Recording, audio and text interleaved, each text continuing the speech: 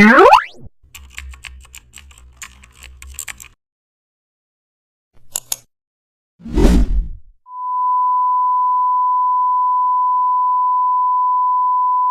back to the channel.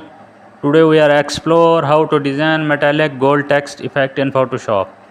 Open Photoshop and create a new HD canvas. Fill the background with dark gradient like blue or gray. Select the type tool and type your text in a bold serif font.